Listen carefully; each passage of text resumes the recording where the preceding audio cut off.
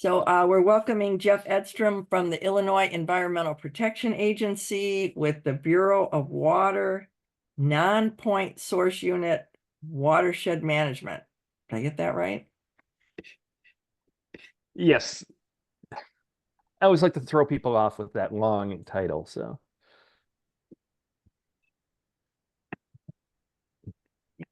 Co-host, so you can share. Okay.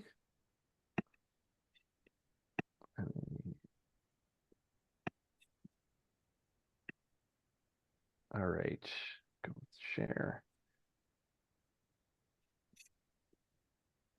Well, I've got a couple of things open, so I just want to make sure I've got the right presentation that I'm going to show. All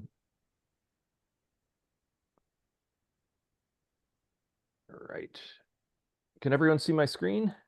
Mm-hmm. Yes. All right. Great. All right. Well, thank you everyone for inviting me to speak tonight about the Illinois 319 non-point source program. As you learned from the reading, 319 is Section 319 of the Clean Water Act, and we have a program where we deal with non-point source pollution. It's a voluntary program. Nothing that we can do can fund anything that's regulatory in nature. So it's all about how can we encourage and help people understand the importance of preventing non-point source pollution from entering streams and waters of the state. Just as a little background, people always ask what's the difference between point source pollution and non-point source pollution. Point source, any sort of single identifiable source of pollution, which pollutants are discharged, pipe, ditch, ship or factory smokestack. It's something that can be permitted. And it goes through in the permit section of our Bureau of Water at Illinois EPA. Non-point source, it's water pollution that doesn't meet that legal definition of point source pollution. And really what that means is it's something where it's kind of a dispersed kind of source of any kind of runoff that's carried over through water in what we're doing. And it doesn't go through a pipe. What's really interesting is you can have non-point source pollution that goes on the land, and it can travel onto a street and then go into a pipe and magically become point source pollution. And then once it goes into the water and it starts moving around a lot and it goes downstream some, it magically becomes non-point source pollution again because you can't really trace and it's no longer sort of permitted. So it's a very interesting kind of process where it deals with different types of movement of water. Like I said, it's diffuse contamination of pollution for the water or air. I deal primarily with that water, and it's pollution caused by rainfall or snowmelt moving over or through the ground or carrying natural pollutants along the way here. So. Sort of the generalizations we've got. If it's regulated, it's point source. If it's not regulated, it's non-point source. If the flow of water is controlled, it's a point source. If its water flows freely, it's a non-point source. And it's kind of a matter of a bureaucratic and other sort of legal definitions that you deal with. And you always refer to the legal definitions for whether or not it's a point source or a non-point source. Our unit, with the non-point source unit, we deal with the 319 non-point source pollution control financial assistance program. And I'll be talking about more of these issues as we go along. We also deal with what we call the 604B water quality management planning grants, which is more of a watershed planning and sort of design that we can fund for that. And dealing with more of the planning side. And then we also deal with green infrastructure as well, which is something that's more of a flood control issue. But we're charged with dealing with those types of programs, which is sort of as background for us. For our program, we have a program document where we've got it organized along these points here, where we talk about what are Illinois water resources, what are the sources of non-point source pollution in Illinois, How do you deal with the non-point source pollution in sort of a systemic way? How do we plan and prioritize? How do we identify best management practices to address the problems? How do we catalog other efforts of pollution? How do we make sure that federal properties are consistent with dealing with non-point source pollution? And then what's the short and medium term objectives and milestones? How many pounds of phosphorus and nitrogen do we want to try and reduce every year through our programs? How many tons of sediment? Those are the big three for us: sediment, phosphorus, and nitrogen. Those are very important to try and reduce in particular. We do deal with other things, but those are the big three that we want to deal with, being an agricultural state where you get a lot of runoff that goes into the Illinois River, into the Mississippi River, down to the Gulf of Mexico.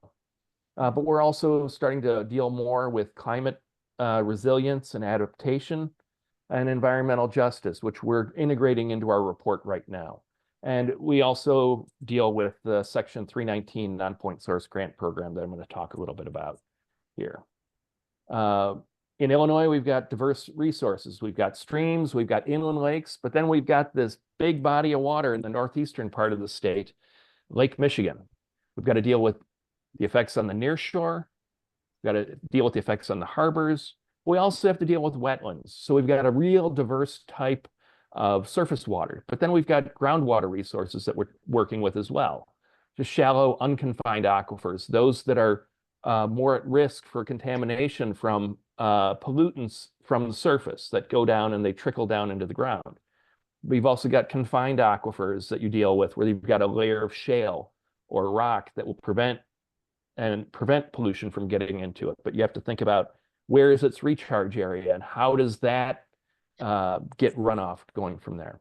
And then we've got karst lands, which are more sort of rocks underneath the ground, where there's larger spaces that can pull more pollutants into the ground.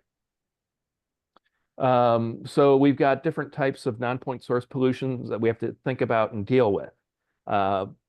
What the sources kind of define or determine what the solutions are going to be. So we've got to deal with agriculture, big agricultural state, construction runoff, hydrologic modifications. It's sort of like, dealing with dams, or if you're straightening a river or a stream, resource extraction, dealing with the effects of that, toxicants, and then the big one in the northeastern part of the state and other urban areas, the urban runoff, where you deal with the kind of issues associated with water going onto concrete and asphalt, and the different types of pollutants you get coming from that, oils or fertilizers, things like that. Way we deal with this in our systematic approach is, we want to think about, how do you deal with the issues of planning? How do you prioritize it? What are you going to implement? What's your problem? What types of solutions are going to be applicable to different types? What you do in an agricultural setting is totally different from what you're doing in an urban or suburban setting. You get to, and once it's in place, you want to monitor and assess it over time. So we have funding for that. And then also capacity building. How can you get people on the ground in local communities to understand their watersheds more? What are the problems that are there? What are the opportunities for addressing them? It's a really big, important thing for us. And we're starting to think about, what are some tools that we want to develop over time to deal with that. We also have other agencies in the state that deal with non-point source. We've got the Department of Natural Resources, Department of Agriculture, and the U.S. Department of Agriculture that have programs that supplement what we do. But for the 319 program, we have to be aware of these, and we have to work with them to deal with the non-point source program overall. We have applications for the 319 program, and I'll talk a little bit more about this a little bit later on a different slide. In pulling together different presentations for this one tonight, I think I didn't do my editing as well, so I'm gonna go here. I'm going to skip that one here. Two broad categories of funding that we have is, I'm going to skip this. I'm going to go later on for this. Sorry about that. I will go back here.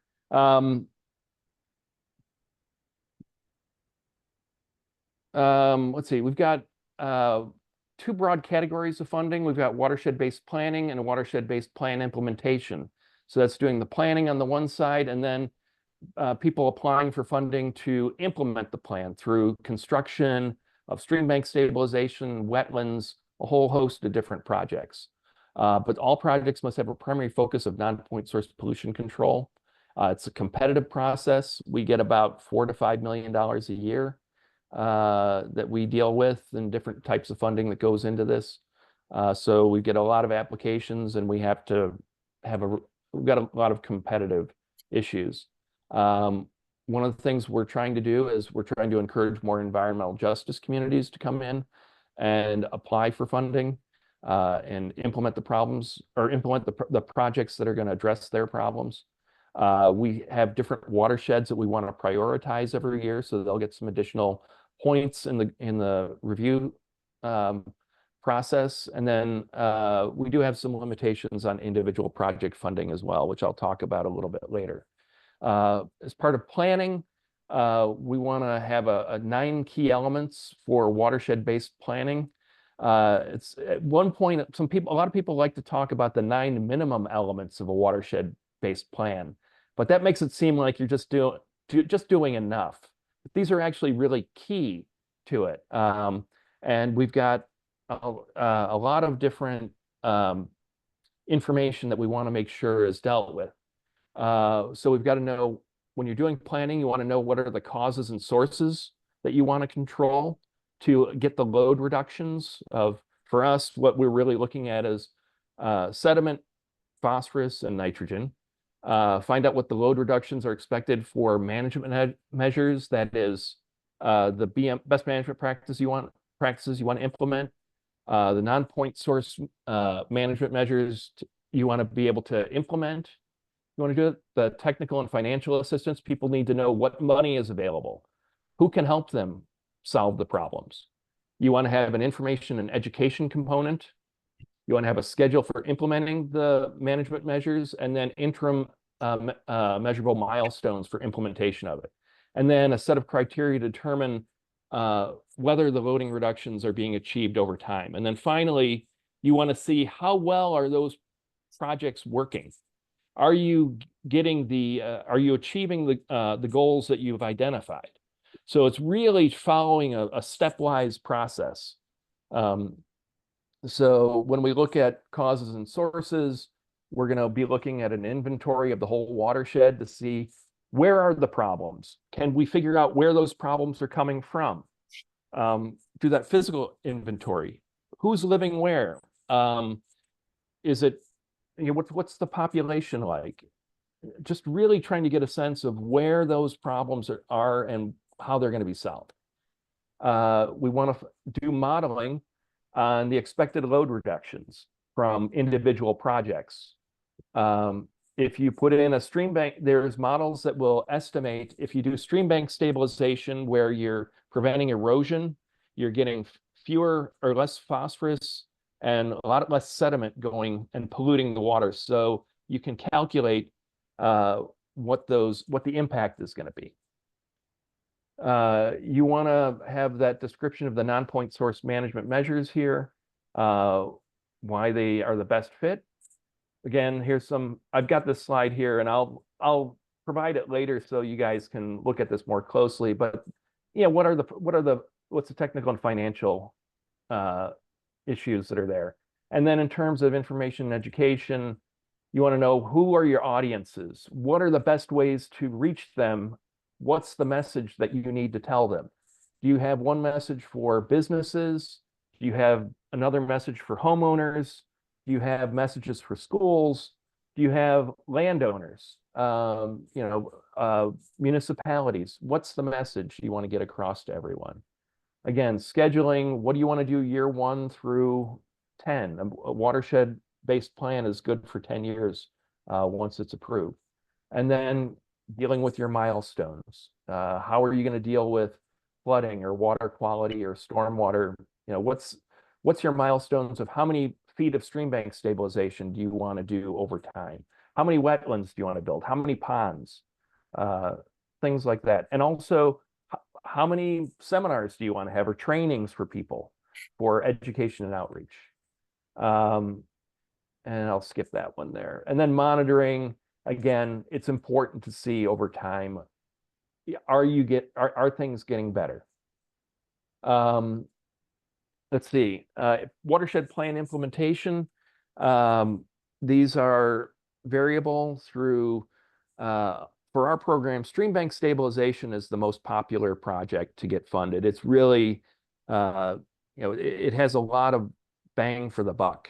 And one of the things we're dealing with all the other states around the Mississippi River Basin, trying to reduce sediment and phosphorus loadings going down to the Gulf of Mexico, where you've got the dead zone there. So this is part of a larger effort to try and encourage reduction of pollutants. So, we've got different types of projects that are eligible, implementation of the watershed-based plan, implementation of a total maximum daily load, which is more of a regulatory type document, best management practice implementation, and then outreach and monitoring is also eligible. Here's a little bit about our program. Our state, we've got about $4.5 million to have for our grant program.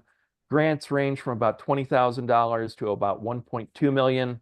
The local community has to match 40% of the project. And the project should be done within 24 months, although we sometimes extend that. And the practices are about, voluntary programs. It can't be anything to meet some regulatory permit requirement. And we've got different types of eligible costs, as you can see there, for that. We review things and we do a really deep dive on budgets. We have for our 319 program, we generally break up our notice of funding opportunities into two separate ones, one for planning and one for implementation. It's about developing or updating a watershed-based plan, and it can include technical assistance, environmental or social indicator monitoring, or education and outreach. But we also have the implementation, which is the best management practices, like I talked about previously. But it's really, you can't really compare the projects that easily, which is why we separate them out. We have different criteria for reviewing the plans versus the construction projects. I'm going to apologize. Springfield is in the middle of a railroad area. So if you hear the train whistle in the background, that's that one going right by my place here.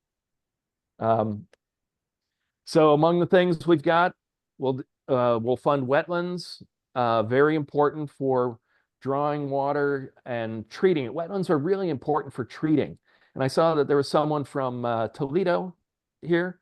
Around Toledo is the Great Black, was a Great Black Swamp, I think, which really treated a lot of runoff that would go in that area, and it protected Lake Erie. And over time, they filled it in, they put drain tile in, and the wetlands were removed, and the water was just put into Western Lake Erie, where you have problems with dead zones and algal blooms and things like that. So wetlands are really important.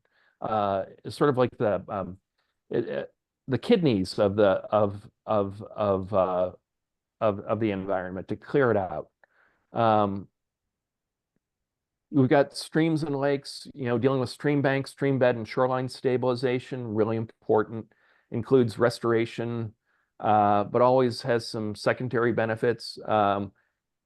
It's really, like I said, we want to focus on sediment removal and phosphorus removal. So stream bank stabilization is, if you've got eroding stream banks, what happens is you'll put rock, or you can regrade the stream banks, and you put down rock, or you plant grasses in there to stabilize the soil. And one of the things you have these days is you've got a lot more runoff. You've got streets or pipes under fields. where you've got water coming through. And like I always like to ask people, what's the purpose of a modern road? And this is going to give an example. Purpose of a modern road, people always say it's to move vehicles. And it's really not. The purpose of a modern road is to get water off of it as quickly as possible so you don't sink in the mud. And so that water, which would otherwise trickle down into the ground, is going into a series of pipes. And those pipes go directly into streams. And so you get a greater volume and velocity of water that's going through streams, particularly during really big rain events and snowmelt. And what happens is that goes through really fast, and that just erodes away the stream banks. It erodes the stream bed. So you've got a lot of issues. So that's why that's one of the things we do is we want to deal with not just the stabilization, but you want to think about how can you slow the water upstream as well? How can you prevent that water from moving so quickly and picking up so much of the debris on that? We've got implementation of urban BMPs. We've got a photo here, and this is in Algonquin, Illinois, where they had an area where the stream was kind of straightened, and they put in some meanders more. They stabilized it more, and it was causing some flood issues. It was causing a lot of erosion, and they were able to deal with that. One of the things they learned as they're constructing this one is there was one day in the middle of the project where they had a rain that was like an 8-inch rain in like an hour or something like that. It was a really severe rain, and they had to redo their design a little bit to deal with the increased rain, because we're going to be seeing bigger rains over time. So you have to think about not only what are the projects we're dealing with that are caused by issues now, but what are the problems going to be like in the future, projecting more and bigger rain events. Dealing with agriculture, how do you deal with the fertilizers? How do you deal with nutrient management plans, erosion, sediment control, livestock waste management, a lot of things like that. It's really a complex problem, but there's cover crops that we'll fund as well that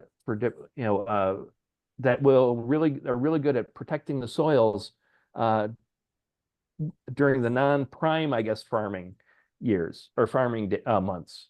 So it's thinking about the different types of projects. We always ask for a lot of information about our projects. We're asking about the best management practices. We want to see all sorts of information about what's the water body, what's it impaired for. Understanding the problems is really critical for all that. So we've got a spreadsheet where we'll always ask for information. We're always interested in budget. There's a pollutant model US EPA Region 5 has. It's called the pollutant load reduction model, a pollutant load estimation tool. It's PLET, and I've got to fix this one, but it's basically about estimating, based on best practices, what's the impact of your project going to be? How much is it going to reduce sediment? How much is it going to reduce phosphorus? How much is it going to reduce nitrogen? But it also has an estimate of what's the current loadings for sediment, phosphorus, and nitrogen for your 12-digit watershed.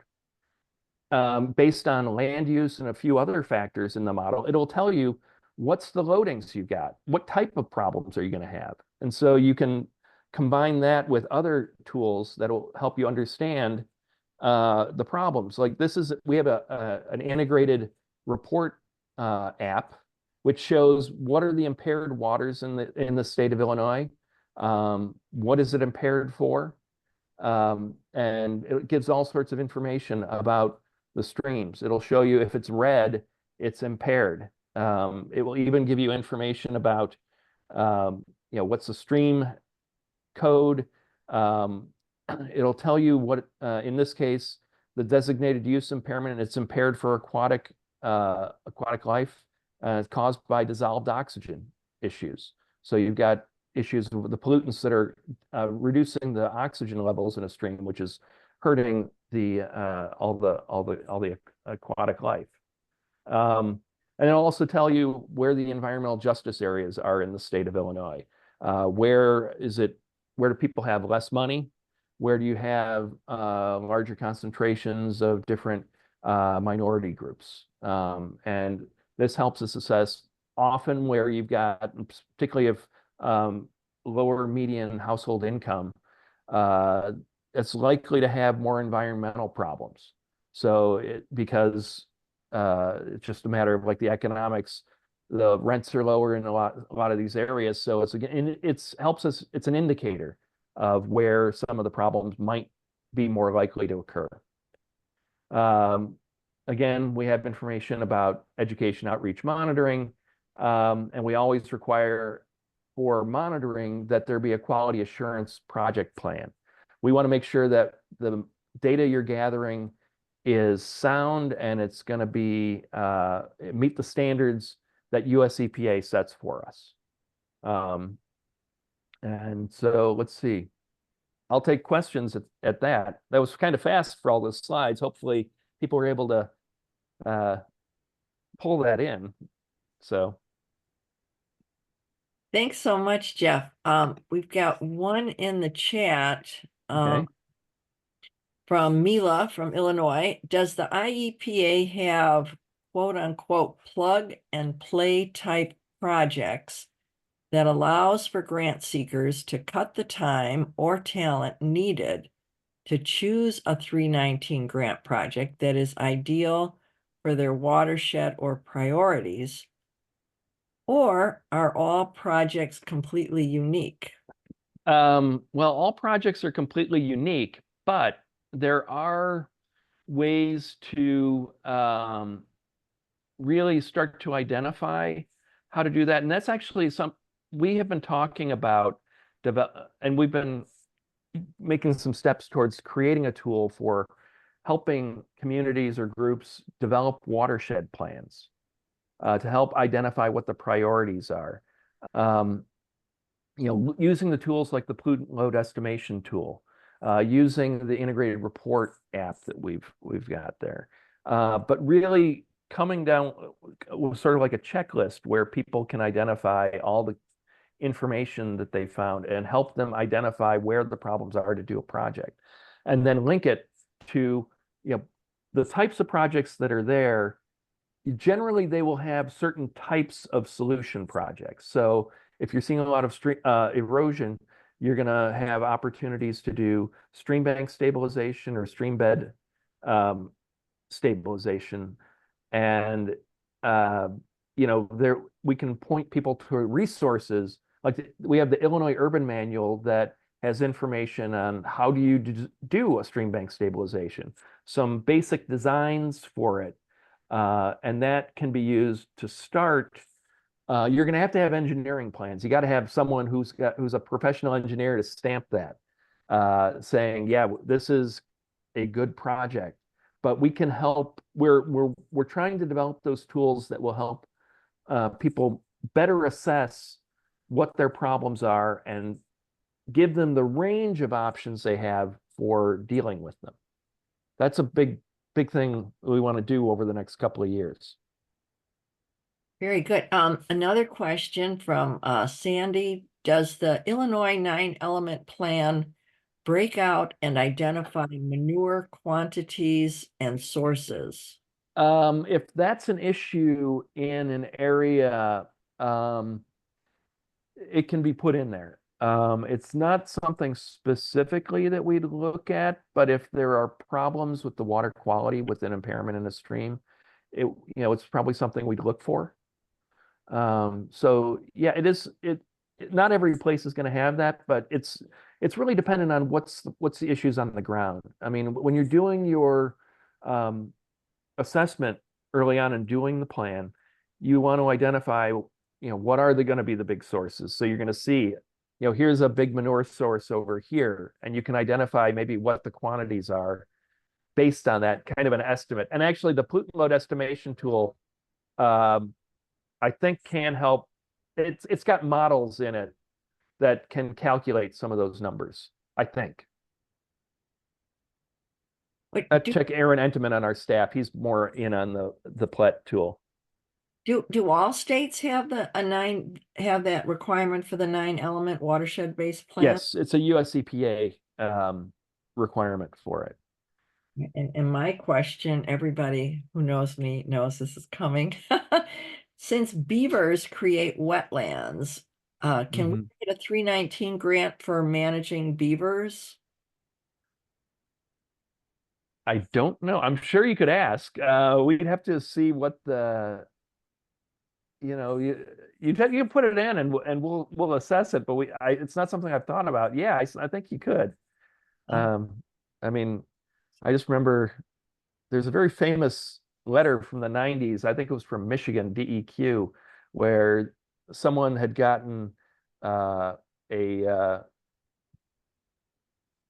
Department of Environmental Quality then gave them or whatever violation for building a dam on there, and it was a beaver dam. And the response from the director was, I mean, the back and forth was very lighthearted, but it was one of those fun things. But yeah, but beaver dams are, it would be a stretch, I would say, probably, but you can try. We've never considered it, so as far as I know. Gloria, I had conversations with a guy from the Army Corps. He was involved in a assessment of Spring Creek Forest Preserve, a huge Cook County forest preserve.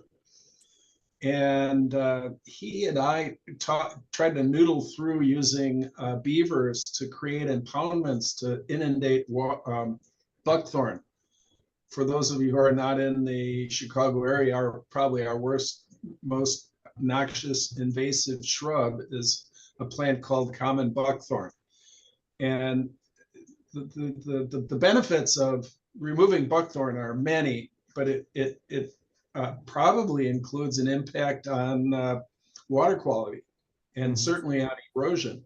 So the idea was to take a large area in this preserve with upstream buckthorn thickets, promote beaver colonization to flood out some of these areas. And I think if that was successful, we could have done many, many acres of buckthorn management at very, very low cost. Beavers don't charge for their work, do they? Well, I mean, if this were pure state of Illinois funds, and it was over a $500,000 grant, it would probably have a requirement to have apprentice beavers in it.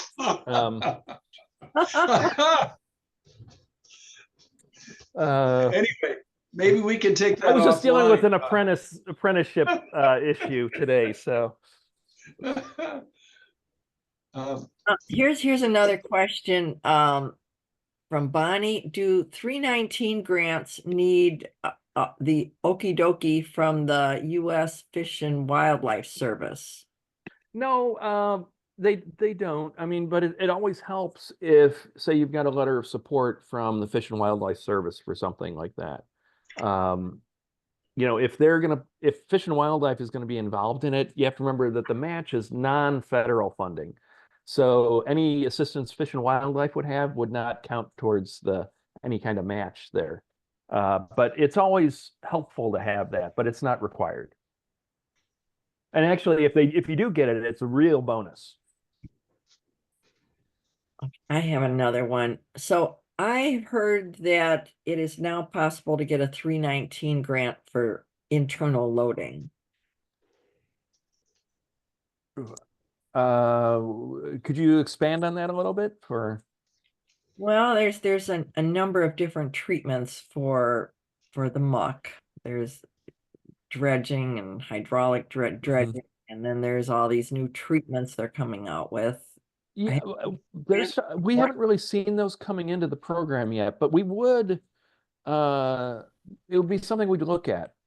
I mean, we'd have to sort of like, our process is proposals come in, the panel reviews them individually, and then we sit down and talk about them together. So it's something that would be, I mean, we could talk about it in advance. It's always good to call us in advance of submitting it, just so that we can kind of think through and provide guidance on how to best write it, and think about what's the different processes that are being used for it. So yeah, it's possible. Yeah. Good. All right, I think we're gonna turn it over to Jeff Weiss, who's going to talk about his personal experience with some of these 319 grants.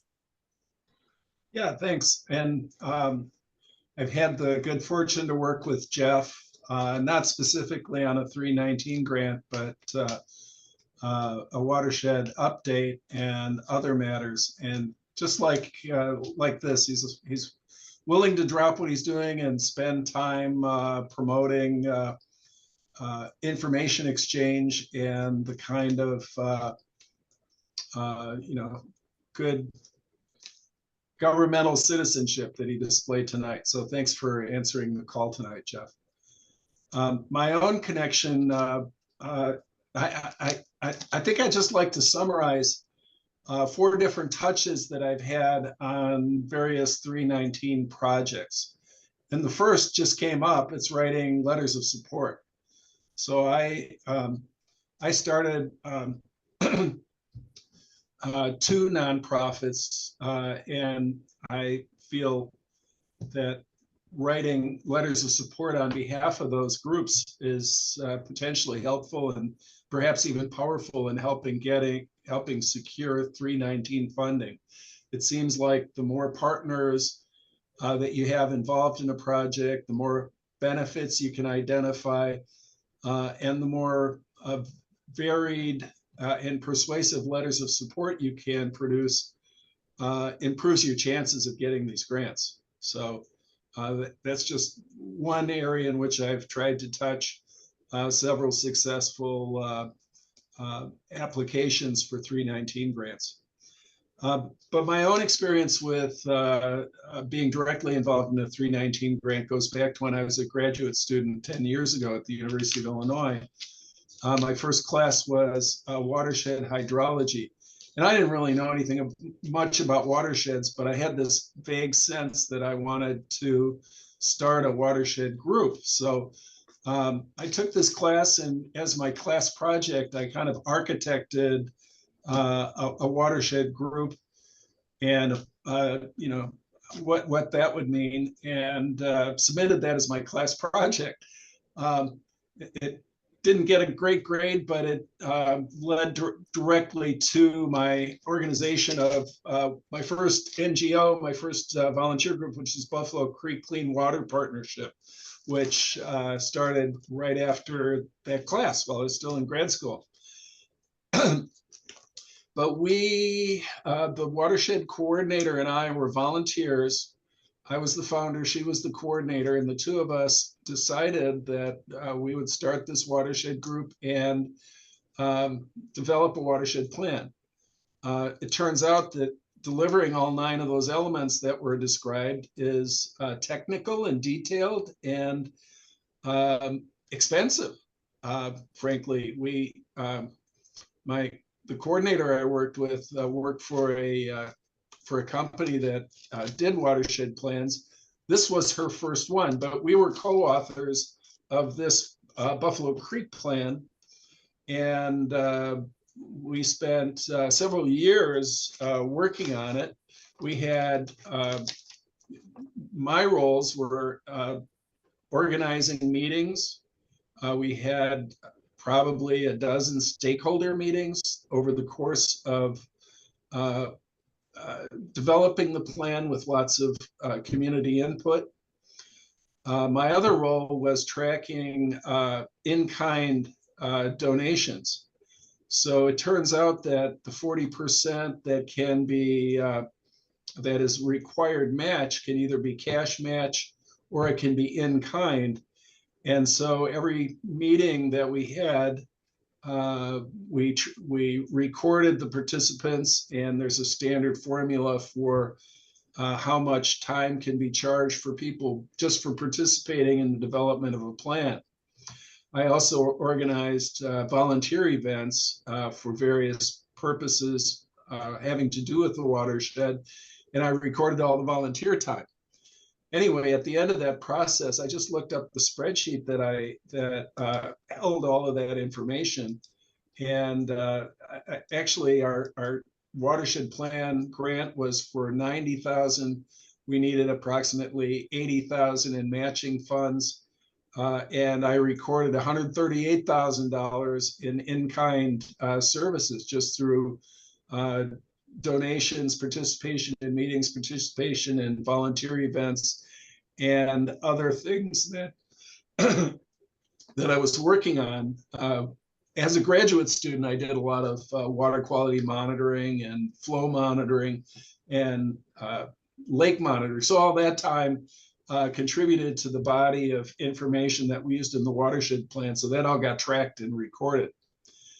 So for those of you who are interested in a 319 grant, you do not necessarily have to cough up a 40% cash donation. There's other ways of getting to that contribution.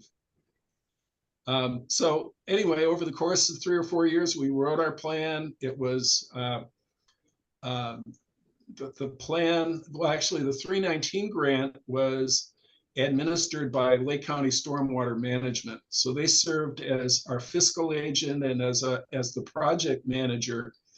And it gave us as volunteers and also contractors for the plan, it gave us the ability to avoid conflicts of interest, having a separate party administering and refereeing all of this work. So that was an important thing for this particular watershed plan. But it was developed and promptly approved by the Illinois EPA. We went out to our watershed partners, including, since we're in 2 counties, we went out to 2 stormwater districts. They both adopted our plan. We went out to the 9 villages in the watersheds, and I think it was 7 out of the 9 villages adopted the plan. So we got good buy-in from our stakeholders, and we my particular thing is the section that describes the site-specific projects. I love projects, and developing a watershed plan creates quite a detailed inventory of opportunities to improve water quality, to reduce flooding and erosion, to address other issues like degraded ecosystems. And so our plan generated over 700 of these site-specific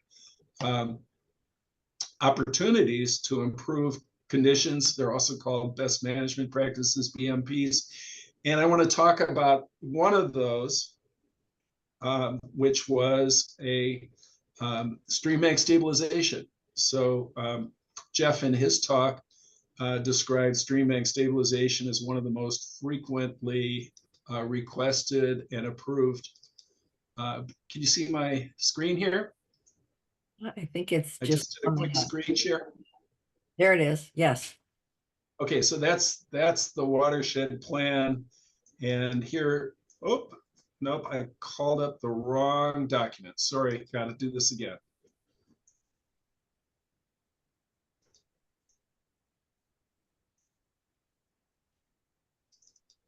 Here we go. I think you're going to like this one better. Yep, we can see it. Can you see it? Yes. All right, so that's the cover page of the watershed plan.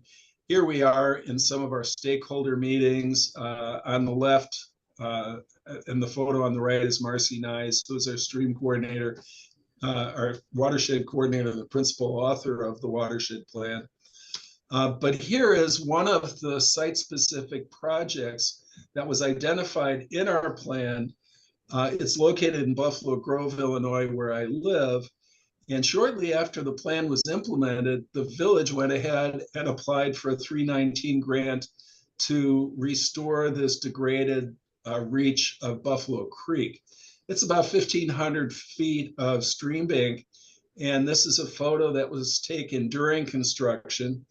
A lot of work was done to shape the stream banks by pulling them back and stabilizing them using this core material at the toe. And this project cost approximately $300 or $300,000, the majority of which was funded by a 319 grant. But our village, who was the landowner, thought that this had many benefits for the community, so they contributed the other 40%. And I contributed a lot of volunteer labor in providing seeds and plantings and volunteer events here. And this is what it looks like now. It's just gorgeous, and it's a much better functioning stream. None of the sediment that was being washed downstream, pollution is occurring now. The stream banks are stable. And so this is a project that I'm involved in. I was involved in the watershed plan that laid the foundation to get this 319 grant. I was involved a little bit as a contractor to work with some of the neighbors on communicating the plan so that they wouldn't freak out when their green wall of buckthorn was cut down. And I was also involved as a volunteer in many volunteer activities at this location. So this is one of the success stories that I feel for our community that was made possible through this 319 program. And I have just one more touch. The fourth touch that I had with the 319 program was I was paid coordinator for a watershed group, the Flint Creek Spring Creek Watersheds Partnership, for a few years. And while I was in that job, I inherited an open 319 grant that was paying for some work in the Flint Creek watershed. And it was technical work. It was the grant was for getting an information base so that we could monitor the stream flow at 4 locations along the creek.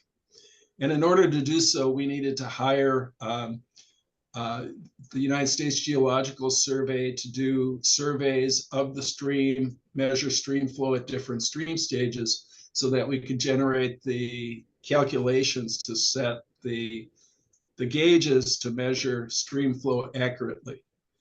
Anyway, that was you might think that's a trivial project, but the project actually cost close to $20,000. And like the Buffalo Creek project, we were able to get our match paid off by in-kind services. So of the $20,000 cost, our in-kind paid for about $8,000 of it. But the issue there was that the reporting requirements of the 319 program were very precise and pretty detailed. And I think everybody in our leadership in the watershed group had, if they had been polled afterwards, they probably would have said that the amount of work required to support the reporting and all of the other work associated with that grant may not have justified that small an amount. So I guess we got through it, and we closed out the grant while I was working for the group. But I would urge that some consideration be given to the fact that there is a lot of reporting, there are a lot of requirements and administrative responsibilities, and that should be a note of caution to consider when you apply for a 319 grant. In other words, make it worth your while. I would say, I don't know if Jeff has an idea on this, but I would say my suggestion would be a minimum of $50,000 or more for a 319 grant, unless it's a project that can be accomplished quickly and simply. Ours was a technical project, and it took a lot of work to close out the grant.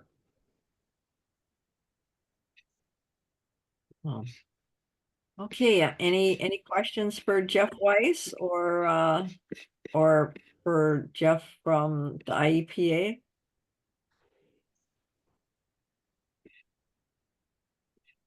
I just want to add that Jeff's watershed plans were really excellent. And when I worked with him on one where he was updating one, and he came up, came up with a sort of an innovative way to update it, which was not rewriting the whole thing, but just rewriting the sections that needed to be rewritten.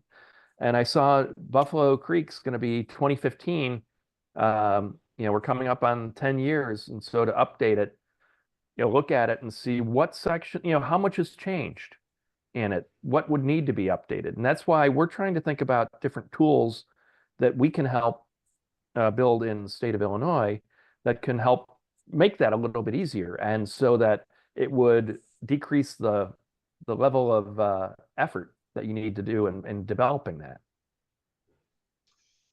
Yeah, just to elaborate on what Jeff was saying, the Buffalo Creek plan was funded by a 319 grant. Cost us nearly $100,000 for all of the expertise and resource that needed to go in to construct that plan. I think that's probably in the ballpark for what watershed plans cost these days. Maybe more than that, Jeff? It depends on which one, but yeah, that's probably about right, somewhere in that range. But this update, the way I was the principal author of the update, but I did have a consultant who was involved in the original plan.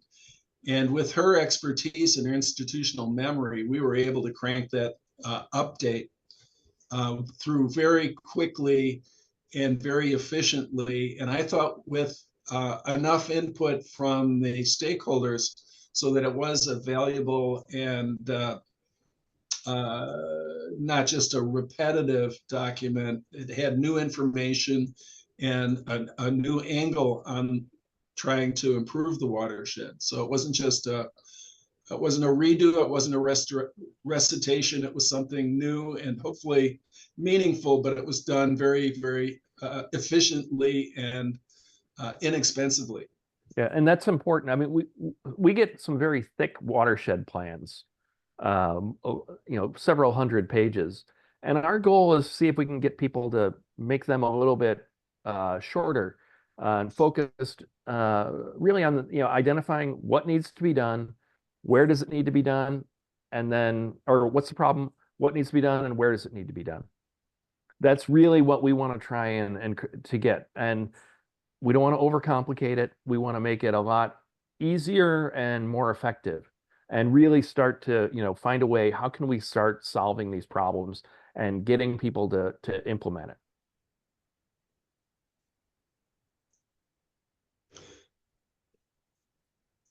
So I wish we had time for some discussion. I'd love to take any questions about the experiences that I shared at a high level. If anyone is interested, I can put my email address in the chat and try to answer questions outside of this meeting. We're my watershed, we're just finishing up a watershed-based plan, and it's been like a 6-year process. So we're very excited about applying for a 319 grant. You'll be hearing from me, Jeff. Well, we'll be having another one coming out after the first of the year. Okay. After the office moves next week, so. Oh. Yeah, I have a question. Jeff, thanks for the presentation. Very well done. Question is, does Illinois somehow require that having spent money to make improvement in stream, that improvement has to stay there? Is there an assurance or we were legal to keep somebody from following your project with a... That's a great question. And well, we require an operations and maintenance plan for 10 years for it. And what most of this is on public land for municipalities. And we haven't had an experience where it's been paved over later. We have had an experience where someone got a grant, and it was 2 sections where they were going to do stream bank stabilization in 2 areas. And they decided they couldn't do the second one because there was going to be work done over there, construction that would just ruin it. So we dodged a bullet on that one. But there is, we don't go back. We don't do as much checkup on it as we probably should. But we have not had the experience where it's been torn out later, because they're generally, and actually we've had people come back 15, 20 years later and say, hey, we need to update. We've had some issues here. We need to fix some things. New technologies are in place, or conditions have changed because they have more rain events. So. Thanks. But great question. Thank you. I can tell you've got some experience with the state. A little bit. Very good. Well, our hour's up. If there's no pressing questions, give a round of applause. Thank both of you. This was excellent. Thank you for inviting me. Yeah. It's always a pleasure, Gloria. Everybody. And I recognize Donna out in the audience too. We used to work together, so Yes. good to see you, sure. Donna. Very good. Okay, good night, everyone. Good night. Good night, Gloria. Thank you.